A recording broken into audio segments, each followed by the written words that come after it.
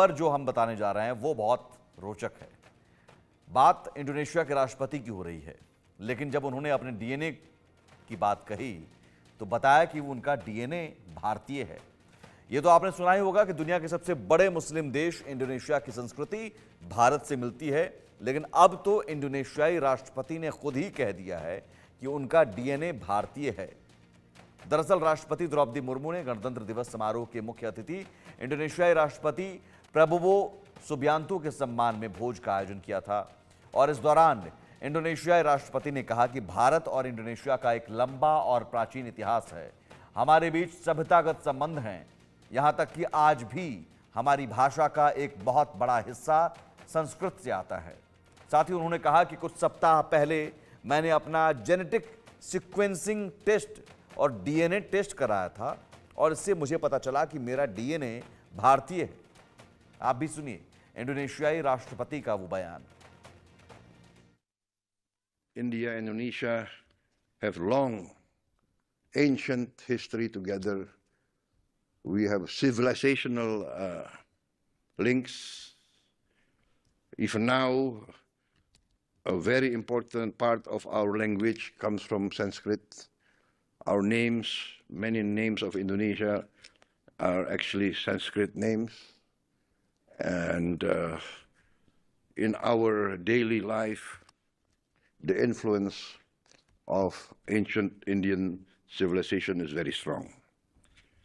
I think it's also part of our genetics. I would like to report to the President, Prime Minister, and Vice President, distinguished friends. A few weeks ago, I had my genetic sequencing test and my DNA test. And they tell me that I have Indian DNA. So, so, and everybody knows when I hear Indian music, I start dancing. So, you know, it must be part of my makeup. So, और हिमांशु भट्ट जी हमारे साथ जुड़े हुए हैं, संदीप त्रिपाठी विदेश मामलों के जानकार। संदीप जी, कई बार कूटनीति में, डिप्लोमेसी में एक हल्के फुल्के माहौल में भी बहुत कुछ कहने की रवायत रही है और ख़ासतौर पर डिनर टेबल पर जब आप बैठते हैं, लेकिन इन बातों का भी, इन शब्दों का भी एक अलग असर होता है और अलग इम्पैक्ट पड़ता है और इन मायने भी होते हैं। ये जो कहना कि डीएनए भारतीय हैं, इसे कैसे देख रहे हैं आप? देखिए, उन्होंने एक बात कही थी कि भारत आकर के मैं खुश हूं, और जब डीएनए की बात उन्होंने कही तो एक डीएनए के पहले एक बात उन्होंने ये भी बोली कि मैं उस तरीके का डिप्लोमेटिक लीडर नहीं हूं, मैं जो बोलता हूं दिल से बोलता हूं। तो वो जो उन्होंने बातें दिल से बोली, ये सत्य है कि सिर्फ इंडोनेशिया नहीं बल्कि साउथ ईस्ट एशिया के जितने देश हैं, यदि आप देखेंगे तो डीएनए कहीं ना कहीं भारत का मिलेगा। उसका कारण ये है कि 9वीं शताब्दी और जो वो टाइम चल रहा था, उस समय हम देखा था कि चोल राजाओं का एक जो प्रभाव था वहां पर इन इन देशों पर, और हिंदू धर्म और जो बौद्ध धर्म का प्रभाव है। आज भी आप बाली में देख सकते हैं कि जो बाली में और इंडोनेशिया के कई शहरों में देख सकते हैं कि जिस तरीके का वहाँ के मंदिर हैं और लोगों का हिंदू धर्म के प्रति जो एक सम्मान है। और कई कंट्री, ब्रुनेई में हमने देखा, इसी तरह से हमने थाईलैंड में देखा। तो ये एक सच है जो उन्होंने बोला। कई नेता ये बात बोलते नहीं है, लेकिन उन्होंने अपने सहज अंदाज में ये बात को बोल करके जो भारत का और इंडोनेशिया के साथ जो कल्चरल लिंकेजेस हैं, जो सांस्कृतिक जो लिंकेजेस है, उस बात को जस्टिफाई किया कि सिर्फ हम राष्ट्रीय हित से नहीं जुड़े हुए हैं, हम जो है हम जुड़े हुए हैं अपने सांस्कृतिक कनेक्शन से, लिंकेजेस से। लेकिन इसका असर संदीप, हिमांशु भट्ट जी, इसका असर आप क्या देख रहे हैं?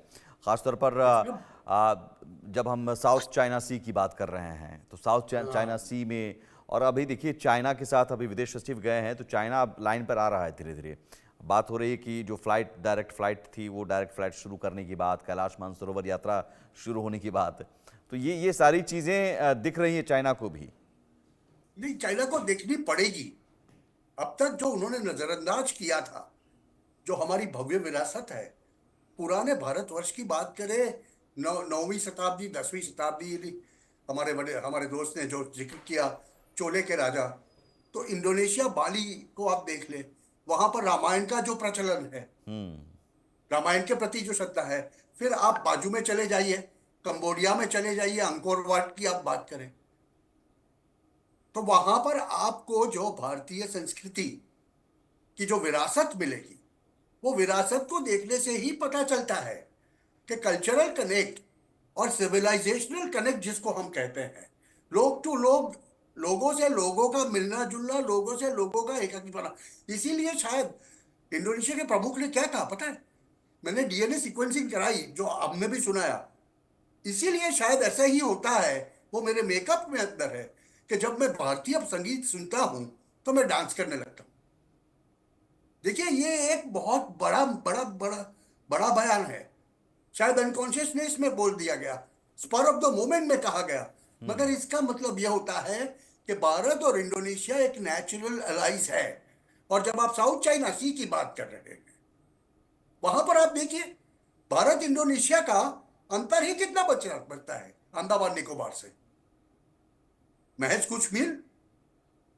अभी ऐसी स्थिति में दोनों देशों के प्रति, दोनों देशों को एक दूसरे के प्रति सम्मान होना, साथ में व्यावसायिक संबंध होना और लश्करी संबंध।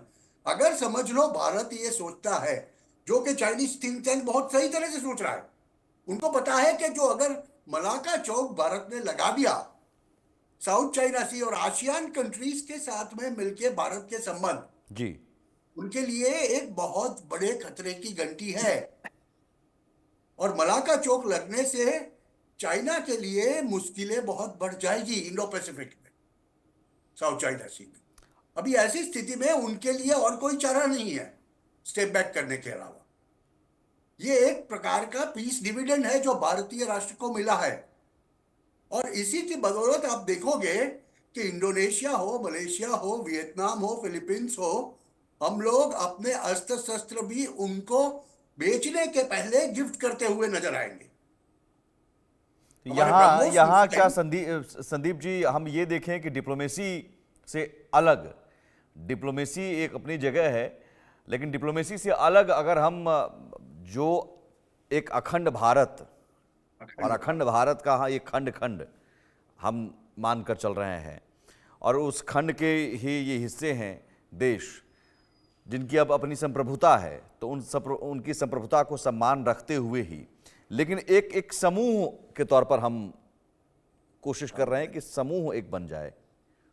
ये संदीप जी आप देख रहे हैं कि एक समूह ऐसा बने जिससे साउथ ईस्ट में कम से कम ये ना रहे कि साहब भारत भारत है, भारत के साथ वही अखंड भारत ही आप मानकर चलिए, अलग अलग देशों का एक समूह है।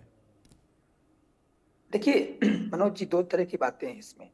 एक तो ये है कि भारत जियोग्राफिकल और टेरिटोरियल एक्सपेंशनिज्म में कभी विश्वास नहीं किया। तो भारत ये कभी नहीं कहता है कि यहाँ हमारे कल्चरल कनेक्ट है तो ये हम इनको क्या करेंगे, एक्सपैंड करके हमारे टेरिटोरी में आ जाएंगे।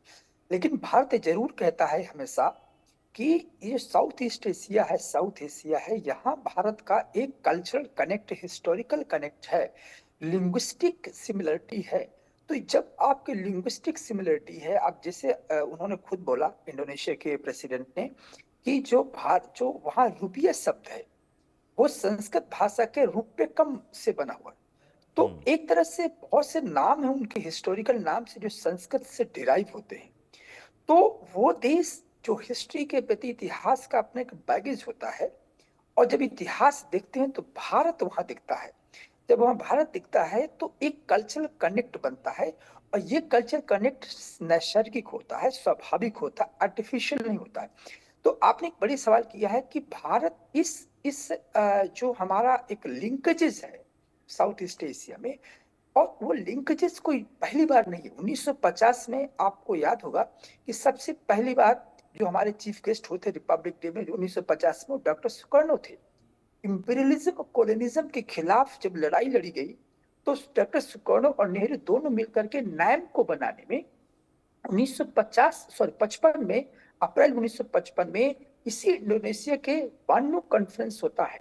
और वो बांडुंग कॉन्फ्रेंस 1955 से आगे निकल के 1961 में बेलग्रेड में नैम की स्थापना होती है। तो दोनों कंट्री का एक जो पॉलिटिकली भी देखा जाए तो एक साझा इतिहास है ग्रिड पावर पॉलिटिक्स से लड़ने का।